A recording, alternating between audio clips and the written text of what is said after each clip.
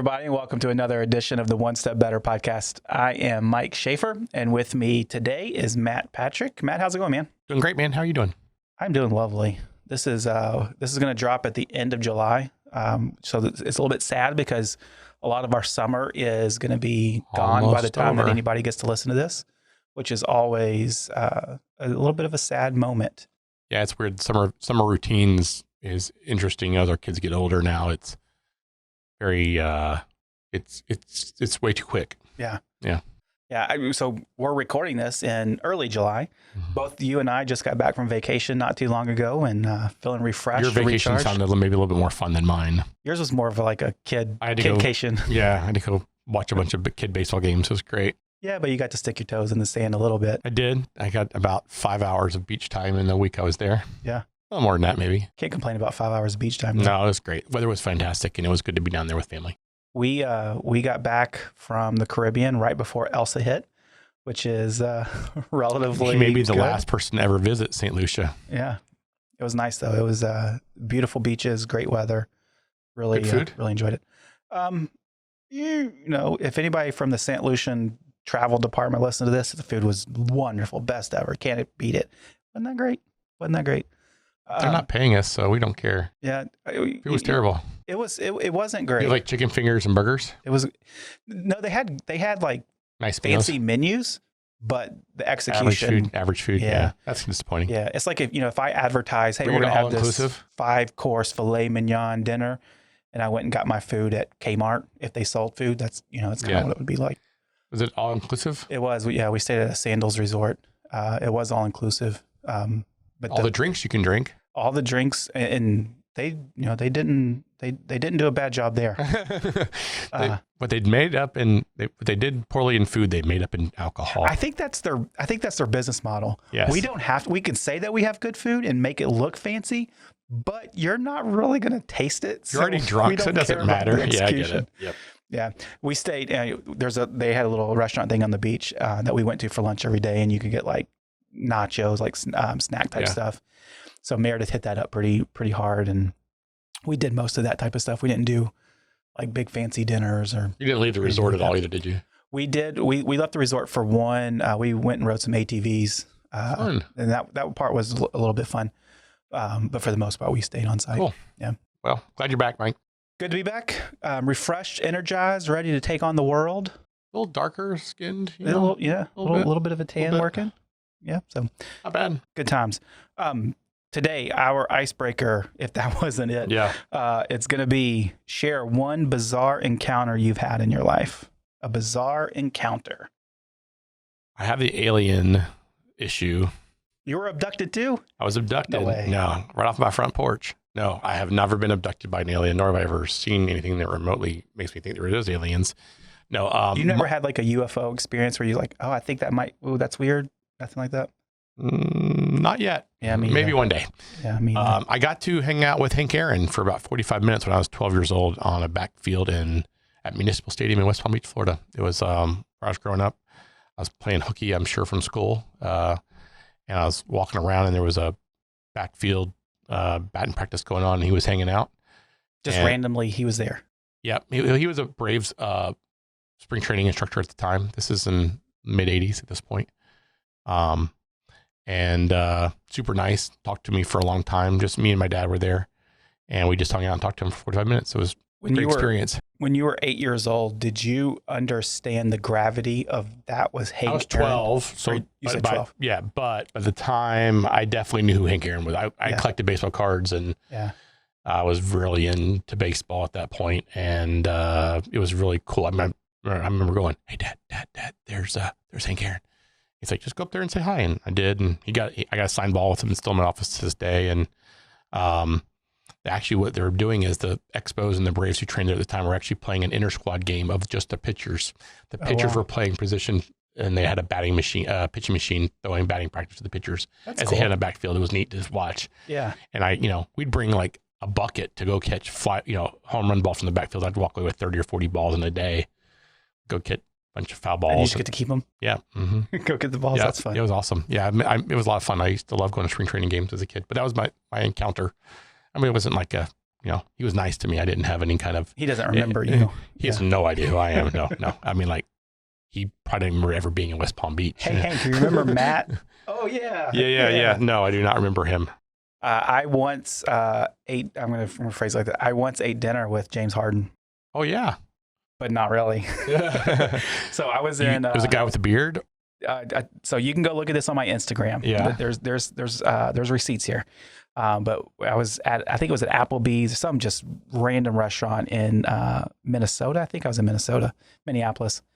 And there was a guy at the bar. I was sitting in a booth with some friends. And I promise you that was James Harden. And we made bets. Like, I promise you that's James Harden. I'm going to go talk to him. That is freaking James Harden. This was 10 years ago. And so I did. I went and said, "Hey man, how's it going?" I knew it wasn't him because the Rockets, he was, I think it was with the, or maybe it was OKC at the time. And I looked up their schedule and he wasn't anywhere near there. But I took a picture with him and said, something James about Harden. hanging out with James Harden. This was a random dude with a beard. And everybody believed it. Go look at the picture. I mean, I'm telling you, it is James Harden. It's his twin brother. It's ridiculous, the look-alike, but that was always fun. Signed his autograph, James Harden. Didn't get to go that far. He was he played along with it well. I would imagine this isn't the first time this has happened to him. And he was a good sport. To this day, I still believe, man. Was he really tall? No. He was not him. He was tall. He was not really tall. Yeah. James Harden, I think, is really tall. I think I would imagine he's pretty 6'5", tall. 6'6", something like that. To be fair, he was sitting down at the bar. Yeah. I don't know. You can catch me in moments today that I still think, you know what? I still think that was him. It's that realistic. I'll have to show you the picture. It's in my Instagram. But it was a fun time. That sounds like fun. I like, that'd be interesting. Convinced everybody. If you've ever seen an NBA guy, I've seen them. I actually sat right in front of Joakim Noah on a plane once. Oh my. That's a big dude. He's tall. He's 6'10", and he's in the first class seat. And he was every bit needing it because his knees were in the seat and the next seat in front of him. He's a big dude. I'm short. And so whenever I see somebody tall, I'm like, oh man, that guy's tall. Whenever you see like NBA player tall, that's way different. It is night and day, way different. And as you get perspective, if you ever get to be, walking, like I, walked to my seats from the floor seats before, and you'll see like, Marcus Saul was in it when he was in town. I mean, he's 7'2" or whatever he is. It's a big man. Yeah. It's another level. Man's a foot and a half above me. That's modern day giants. That's Goliath. Yeah. It's that is a different level. Yeah. So you're tall though, so I mean it's not as big a deal for you. I'm way tall. I'm 6 foot tall. So I know that's tall. I mean, 4 inches taller than me. That's taller than you, Mike. I'm sitting down to make sure we're at the same level as Mike in the video today. Right. Yeah. I'm short. Something I live with. I'm so much taller than him. We couldn't even be in the same frame. That's right. It is. That's why. And also I'm not lazy. I need to sit down. Yeah. We can get into that later. Yeah. Anyway, the real reason that we're here today is to talk about things that actually impact the people who listen to our podcast. Yes. And not just our fun stories, even though you get a little bit of insight into who we are. And one of the things that we're going to talk about, or the thing that we're going to talk about today, is something that I think is important to bring up because one of the hardest parts about being a leader in a business that's growing and trying new things is you don't always get a chance to bounce those things off of other people or even get confirmation of, this is going well, or I'm doing this right. There's always that unknown. And is there anybody in this with me? And there's kind of just a lonely island feel whenever you own a business or you're leading or whatever it may be. And so I want to kind of bridge that gap a little bit today with some of our listeners. And we're going to talk about growth. Specifically, if you're in a business that is experiencing growth, what are some of the things you need to be aware of? Some of the things that you're going to experience, growing pains, and hopefully provide some empathy to our listeners that may be dealing with some of this stuff, and maybe even give you some thoughts, nuggets to go back and contemplate and ask yourself, do I have some of this stuff in place to make sure that we're growing well? Matt, give me some perspective a little bit about from the time that you started the firm. I don't want to go back that far. Let's say, in the past 7 or so years, we've experienced a good bit of growth. What are some of the pains that you've gone through in trying to figure out over that time period? So we've been fortunate enough to grow, sometimes in spite of ourselves. We the pain we really have felt is there's plateaus, natural business plateaus that kind of happen as you hit certain levels and as you have certain people on your team take on new responsibilities.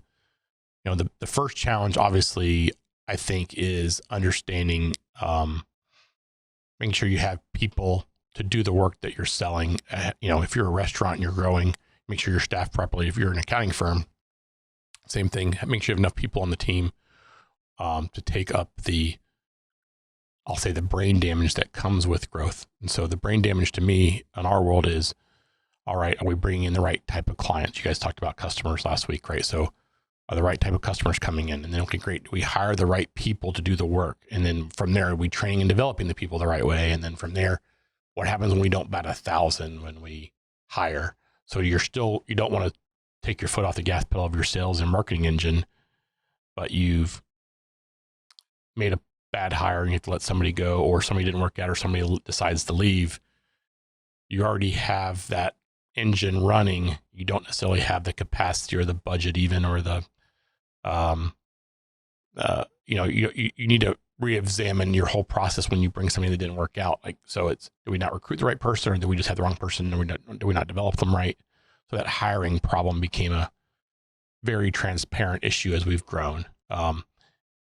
That's on the one side. The other side is, how much control of an owner are you really losing as you grow? Because you have to start trusting people a lot more as you keep growing. Do you ever feel afraid or fear that the growth your company is going to have is going to outpace your ability to lead it well? Yes. Is that like a constant thing, or is that just every once in a while that pops in your head? It's not constant. It's certain things make me fear, for transparency, this is really the only business I've ever owned. I've been doing this a long enough time to have learned a lot of learned from a lot of my mistakes over the years. Not every hire I've ever hired has worked out, and not every idea I've had worked out. And what I think will work sometimes works really well, and sometimes it works even better than I thought. And like I said, we grew and spied ourselves a lot. Very fortunate to have a wonderful group of peers around me, both in the office, but also other firm owners and other small business owners that I've relied on over the years to get me to where I get enough input, I think, to make decisions from. I'm also not afraid to make mistakes because I feel like I can overcome them with just keep trying, because I'm not going to give up, and I'm going to keep figuring out till I get to work. You'll be able to out hustle the mistakes that you make. Correct. And I've made plenty. I've spent a ton of stupid, I have a stupid tax that I spent a lot of times over, just because, you have an idea that you think is going to work and it doesn't. I got a business failure in my background. I've got a number of pieces of software that in theory I've bought and put on a shelf and never used. I've got software that we've tried and technology we've tried that didn't work out, and relationships that we've tried and didn't work out. And then also the people side. We've hired people that were the right people, but we didn't develop them right. So we messed up. They didn't mess up, or we weren't the right fit for them because we hired them hoping to kind of hope that they may be that one day, and they never really were developed by us the right way, or they didn't have the skill set, and they were never going to have that skill set. Those are all the mistakes that we've made over the years. My own damage when it comes to, you asked the question of whether or not I feel like this doubt is just that, am I the right person to lead us for the next 10 years, the next 5 years, and is the direction I want to go in the right direction of the firm? With us having two brands now, they're so similar, but they're also so unique. Mm-hmm. And it's easy to kind of get distracted for one versus the other. It's also, you have different priorities and you have different relationships, and that part's always challenging. And then at some point, I have to start thinking, I'm almost 50. I'll be 50 in a couple of years. And it's like, how much longer do I want to do this and grow this? And how big do I want to do it? And then if I do grow it, what happens? Plan look like? How do I get out of this thing? Can I sell it? Do I sell it to an employee? Do I have a family member that wants it? Drop the keys, walk away. Well, it's a major part of my family's wealth. I mean, portfolio. It's a major asset that at some point I would like to figure out what that looks like. And so today we get a lot of people reaching out from, private equity or venture capital firms looking to make investments in our businesses and our model. And I'm like, I'm not in the position where I want to give up any of my own equity, and I'm also not in a position where I want to change my ability to control these things. Yeah. So control is a big one. So control is still a big one to me. I don't have any partners. I have key leaders that are well compensated, but nobody owns any equity but me. And that's a big deal.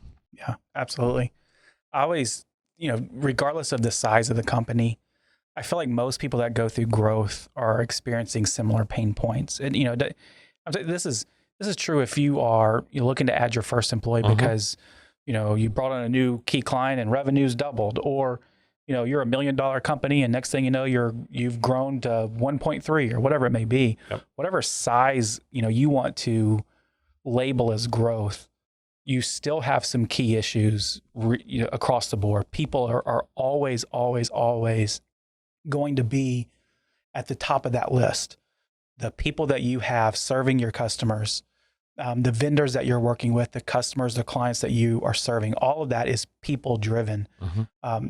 And I was thinking, if you can't learn to navigate people well, you're gonna outpace your abilities a lot quicker than you otherwise would. This is something that I think you do really well. You're really good with people. You have some people smarts, street skills, whatever you want to call it, where you can kind of see and read in between the lines and figure those things out. If that's a place that you're lacking, though, it's going to be really difficult to scale and continue that growth pattern. It was one of the first, and I appreciate the compliment, but I also would say I do have, I think, some people deficiencies too.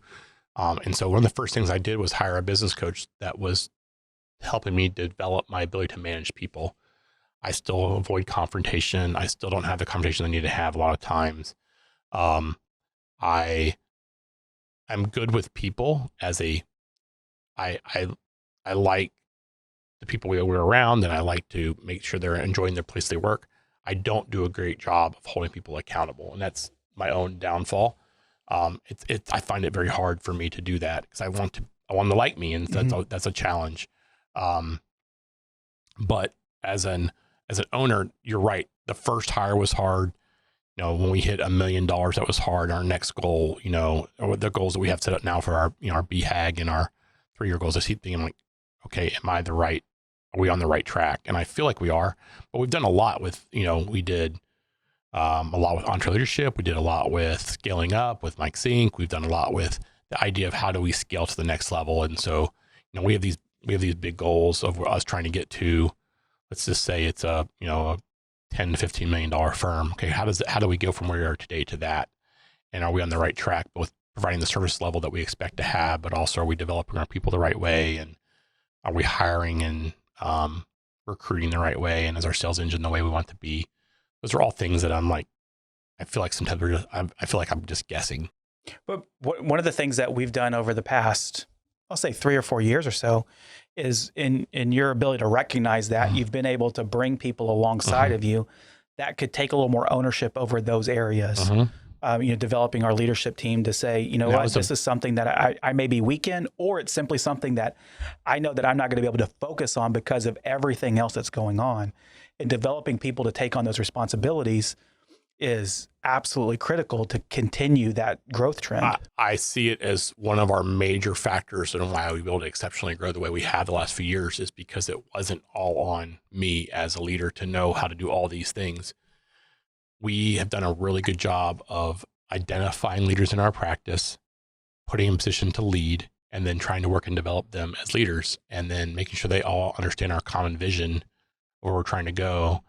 And we set goals together as a team, but they have to go execute those goals. And we've been really fortunate to have really good leaders as part of the team. If you look at our team that we've developed, it's all people we've brought up from, entry-level employees to where they're now leaders in our practice. And so only exception to that, Sandy, we merged and acquired with her practice. But overall, you look at, you and Kim and Shelby, they're all people, you all started off as staff accountants or, a salesperson in our office and all quickly grew to the position you guys are in. And I think it's both fun for you guys in that role because you can see the whole development of it, but also it's all new for all of you guys. You've never led a practice in that area before, so you're learning as you go too. Sure. And that's the fun and challenging part of it. I think we all like about it. It absolutely is. To be able to build something is very fun. And it's a unique opportunity that not everybody gets. But developing those people to be able to fill the gap. And one of the things that we're, working on and even thinking through now is, all right, what's that the next layer? Level of leadership? Yeah. So how do we, as we continue to grow, we always have to be backfilling and find somebody, all right, I need to replace myself. And that mindset has to always be there in order to continue that growth trajectory. Otherwise, we're going to get to the point where it's, everything's going to start to suffer and everybody's going to start getting burnt out. And then it's going to be, my goodness, what do we do now? Yeah. I mean, I look at, overall growth of where we are. I feel like there's been some times when we've outgrown our ability to keep up with the work. That's very, a lot of businesses run into that problem. I think that happens a lot today with every business. And the owner feels that stress, both the, oh crap, I want to say yes to this work, but oh crap, if I do that, the person's going to cry in my office. And that happens a lot here. And the nice thing is our team understands it. And I hope they feel like there's empathy in the room. They know that we will all step in and pitch in when that happens. But at the same time, we're like, it's not fair to the operations team if I turn off if I keep the funnel on. And opposite of that, if I keep the funnel on, if I turn the funnel off, that means the sales team might be happy. Yeah. So it's like always that balancing act of how much you grow. And one of the things that you always have to remember and remind yourself of is that everybody else on our leadership team cares just as much. And I don't know if just as much is the right word because this isn't our baby in the same way that it is, but you get what I'm saying. Everybody cares. And so while we may be breaking down crying in your office because, oh my goodness, what's going on? It's more out of a place of, man, I just need a place to vent and no one else understands this like the other people that are on that team do. And it's a place to vent, right? And so, and I appreciate that. And likewise, it's just, let's talk it out. All right, what help do you need? What can I do to help you? Let's get it figured out. And sometimes it's, you can do nothing to help me. I just got to get through it. Yeah. Okay, well, if you need help, I'm here. Yeah. And then sometimes it's just, damn, we got to do a better job of doing X, Y, or Z. Yeah. And it's a good place to vent. And that's okay. Both those things are okay. What I don't like is when it becomes a venting session with no solution and it's just a chance to gripe. That's not good for anybody. We have to figure out a way to make it better. Yeah. And is this a short-term problem or is this a process problem or is this a model? Is it a problem to fix or is it a tension to live in? Yeah. And are we just going to have this never going to get fixed? And so we have to address these. And that's what I look at our big improvements. This was really looking at identifying where we're trying to go. So going back to our strategic vision of, 3 and 5 year goals through BHAG, and then identifying that as a 1 year goal. How do we make our next milestone in which we're trying to get to? And then we go trail that back into a quarter goal. And then, every team has their specific action items to make that happen when we hit our goals this quarter. And I think that's allowed me to have a lot better perspective of, I think it's easy to stay distracted maybe by all the different things that you could do, but also the trying to probably accomplish too much too fast and you really accomplish nothing. Mm-hmm. And so we're working really, really hard on all the things that don't matter. Or we got distracted by 3 other things. And it happens and we've done it and we will do it again, I'm sure. But it's like, okay, these are what we said our priorities are. Here's the things we think can definitely move our big needle or our rock for that quarter to mainly make where we hit our goals. Let's stay focused there. And then next quarter, we'll address it again and see if there's something we need to add to it or change. And then with our 1 year vision really helps us kind of stay focused in the short term. And then you have the bigger vision. Are we heading towards our bigger goal? That's helped so much in identifying where we're trying to go. Mm-hmm. And it's hard though, because we've, our BHAG is somewhat loose sometimes, which is, I want to do these things. And we probably haven't, I'll say, set that in stone enough to make where we really understand what that looks like. But one of the things that we've kind of struggled with a little bit is that we have grown so much over time that it's almost like, well, now what? We hit all of those milestones. And so are we just wanting to grow for the sake of growing? Mm-hmm. What's the bigger purpose behind that growth? Is it to, increase revenue? Is it to, we want to do something different and spin off this whole brand new business line? What is that? And it's hard as you continue to grow and you start to hit all your milestones that you set in front of you. At some point, you have to ask the question, well, what are we actually doing? What is the why behind our existence? Been one of our, we've had this conversation a lot. This has been one of my biggest struggles over the last few years as just perfectly honest here is we've exceeded all of our own expectations. Yeah. And it's been great. I love that we've done that, but it now makes me reset and go, well, I mean, our goal was to do this and we did that 3 years ago. And I haven't really figured out what the next thing is I want to go accomplish is. And so you go, I just want to keep growing. Well, now it becomes, we're just really refining and, let's make sure we bring in the exact clients we want to bring in and make sure we're hiring the best people we can find. And let's make sure we're developing the people the best we can. Those are all very short-term, very tactical improvements. They're not a long-term strategic vision to, I want to have, $1 billion in revenue one day. That's not a goal even remotely, but like, I don't have a target to go reach.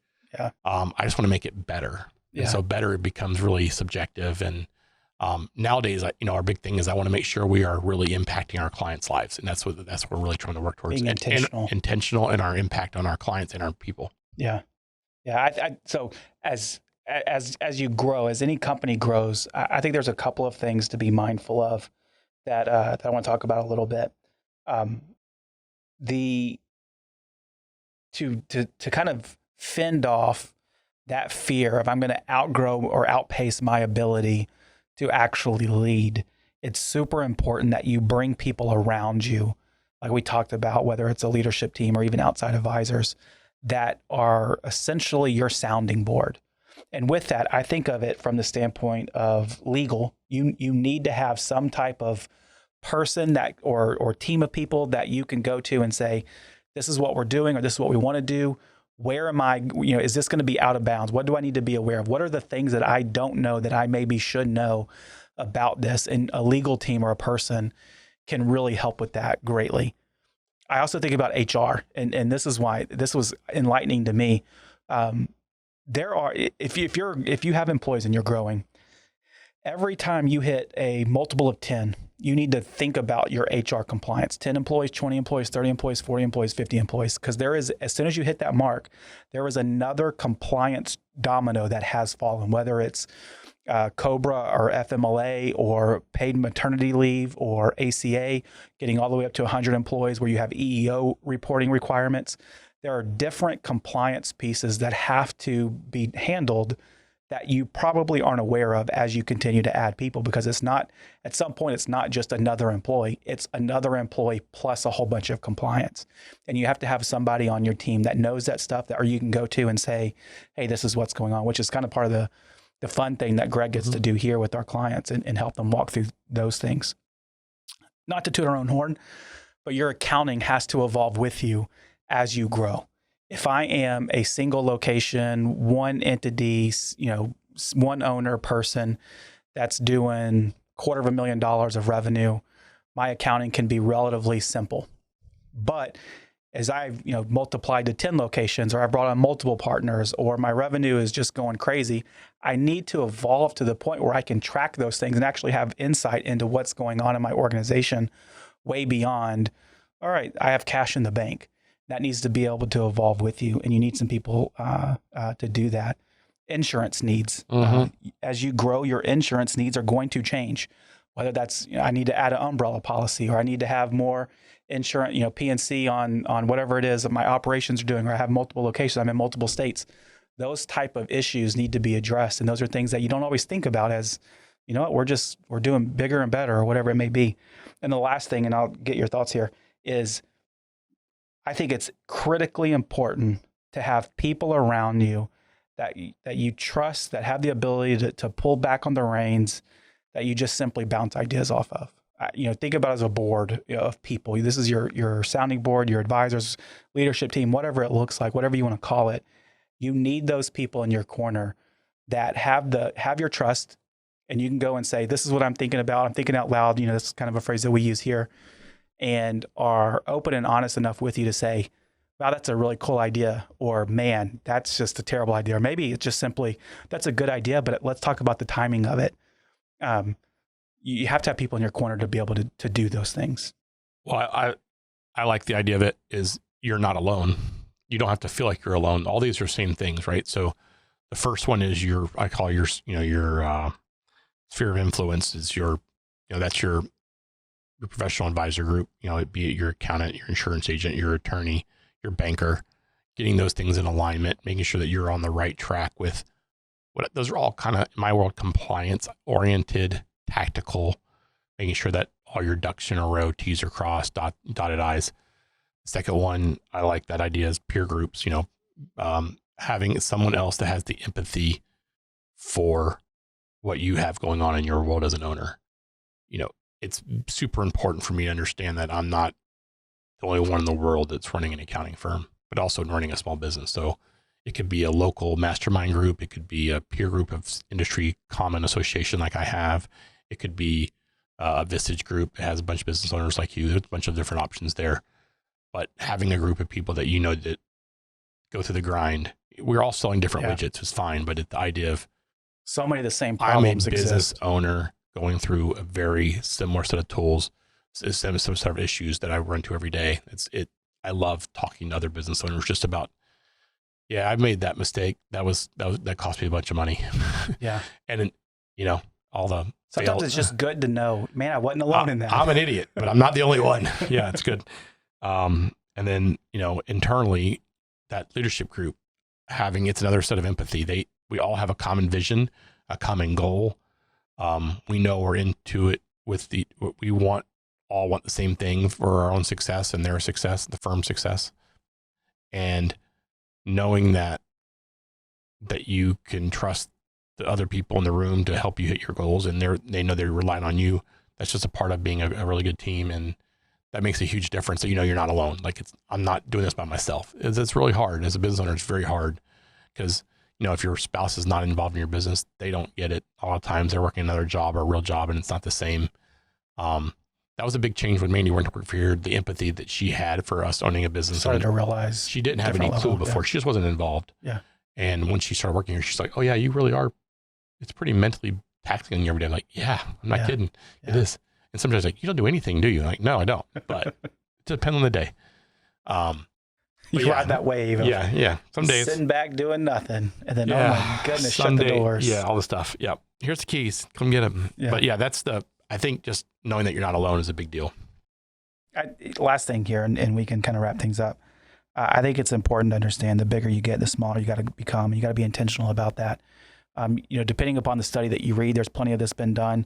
A single person has the ability to effectively lead between 8 and 12 people. Again, depending upon the study that you want to go look at, 8 to 12 people that you can lead really well. And at that point in time, you start to cap out your leadership ability and your influence. And if you think about that from the perspective of, who are you leading? What does your team look like? If you are the sole point person for everybody on your team and you got 50 people on your team, you are your biggest problem. You're the worst leader you could possibly have right now. Yeah. And bringing people along to take some of that burden is not easy, and it's not quick, but it's absolutely critical. At the risk of sounding cliche, it's too important to not do, and so you have to make that a priority. And as you become smaller with your ability to influence others and the growth that you're going to have in your direct reports, whatever you want to call that, you're actually going to free yourself up for future growth and the potential that's down the road. If you don't spend the time developing other people, it's just a matter of time before you hit a wall. And at that point, things are going to start to As a business change. leader, they said you should be spending 80% of your time on strategic and 20% on tactical. And I would imagine that most business owners are probably exact reverse of that. If at best they're 20% strategic. Yeah. You cannot do that if you have everybody reporting to you. All the work has to go through you. You can't be operating the role that you need to be operating for the role that you have. Your role as the business owner is to provide that strategic vision and to develop your team.